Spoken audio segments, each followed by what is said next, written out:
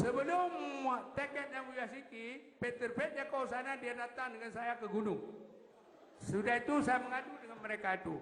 Sudah itu didengar oleh Kumalik Mahmud dan Dr. Zaini Abdullah di Finland.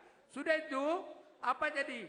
Oleh orang itu dia bilang dengan Jakarta. Jakarta diasuhkan kepada Pak Gubernur waktu itu Mustafa Abu Bakar dan DPRA yaitu Saif Az-Zakaria. Beliau yang buat monumen itu adalah Pak Mustafa Abu Bakar dan Saif itu belum naik, sudah turun. Naiklah Hasbi Abdullah, beliau itu yang teken. Apakah waktu sudah teken itu atau saya punya atau orang lain punya atau rakyat punya? Anda punya.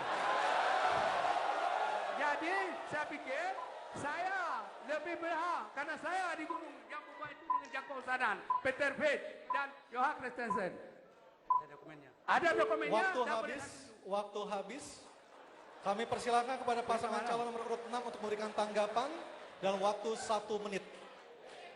Apa yang disampaikan oleh Pak Karya tentang instruksi Peter Pet, saya tidak pernah mendengarnya, bahkan dari pihak Dr. Zaini juga tidak pernah mendengarnya tentang jika Pak Karya sudah melakukan pembohongan publik. Janganlah begitu. Kemudian, jika itu bukan idenya dari saya, tapi yang melakukannya adalah legislatif dan eksekutif. Tanpa persetujuan legislatif, enggak bisa eksekutif melakukannya. Waktu itu, legislatifnya didominasi oleh PA, oleh partai saya waktu itu.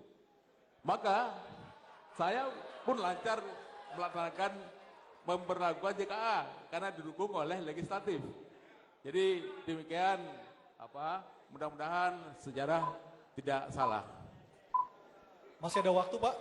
Masih ada waktu?